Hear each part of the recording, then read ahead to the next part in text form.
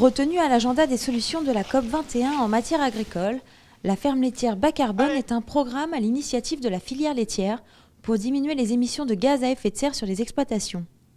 L'activité d'élevage émet des gaz à effet de serre, donc le méthane, qui est lié à la digestion de la cellulose, donc qui est une émission qui provient du rumen des animaux. Le méthane est également lié à la gestion des déjections animales sur les exploitations d'élevage. Donc le deuxième gaz à effet de serre est le protoxyde d'azote, donc lié à la valorisation de l'azote sur les exploitations à la fois des déjections animales et des engrais chimiques. Et le troisième gaz est le gaz carbonique, lié à la consommation d'énergie sous forme de fuel et d'électricité.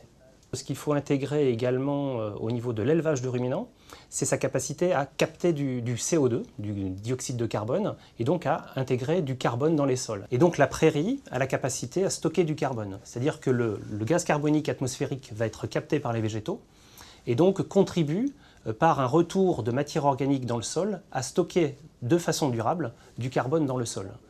Et donc, cette quantité de carbone stockée dans les sols vient en compensation des émissions de gaz à effet de serre. Au travers de la ferme laitière bas carbone, l'objectif de la filière, c'est de réduire les émissions de gaz à effet de serre et l'empreinte carbone du lait, donc de 20% à échéance de 10 ans. Donc pour réduire les émissions de méthane, donc il va falloir travailler sur l'affouragement des animaux, la qualité des fourrages, et sur le nombre d'animaux improductifs.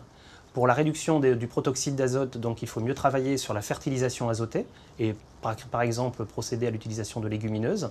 Et pour réduire la consommation de fuel, d'électricité qui vont avoir un impact positif sur le CO2, d'autres pistes techniques sont envisageables. Donc il y a une réelle volonté de la part des éleveurs d'être proactifs sur cette problématique du changement climatique. Et donc aujourd'hui, c'est vraiment une démarche participative et volontaire de la part de la filière et de la part des éleveurs pour intégrer cette problématique au niveau du fonctionnement des élevages. Thierry Berthaud, producteur de lait dans l'Eure, a fait partie des pionniers du programme ferme laitière bas carbone. Alors on a fait faire un audit, en fait, nous on part du principe que sur notre exploitation, mon frère et moi, on préfère anticiper plutôt que subir. Donc là, le fait de faire le bilan, ça permettait au moins de situer et de voir réellement les différents gaz à effet de serre, à quel niveau ils sont sur notre exploitation. Ce que j'en ai retenu, c'est que déjà tout le travail qu'on a pu faire en amont depuis que je suis installé, qui vont dans le sens économique de l'éleveur pour la rentabilité, ça va dans le bon sens au niveau environnement. Donc ça, c'est un point positif.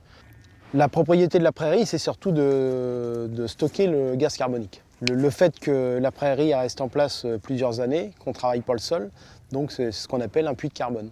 Donc le carbone est stocké au niveau de la prairie. Donc ça permet de compenser quasiment 50% du méthane que les animaux peuvent émettre. Nous, sur l'exploitation, la dose d'engrais chimiques apportée est de 30 unités. Alors que si on n'avait pas les déjections animales, il serait de 150 à 200. Donc là, on mesure bien l'économie qui peut être faite par rapport à la valorisation des déjections animales. Les vaches laitières, ils résistent très mal à la chaleur. Donc s'il y a un réchauffement, automatiquement, ça a des conséquences sur le troupeau. Sur les cultures, c'est la même chose. S'il y a des grosses périodes sans pluie, les cultures vont souffrir de la sécheresse et du coup, pour l'agriculteur, ça a des conséquences. Mais en fait, la nature, nous agriculteurs, que ce soit par les animaux ou les cultures, on dit toujours que la terre ne nous appartient pas, qu'on l'emprunte à nos enfants. Bon, c'est la réalité. Et ça, c'est vrai qu'on a tous intérêt de la préserver. Ils sont déjà 4000 éleveurs laitiers à avoir testé le programme ferme laitière bas carbone. L'ambition est de réduire de 20% les émissions de gaz à effet de serre par litre de lait d'ici 10 ans. Un objectif qui dépasse ceux fixés par la stratégie nationale bas carbone, qui n'envisage qu'une réduction de 18%.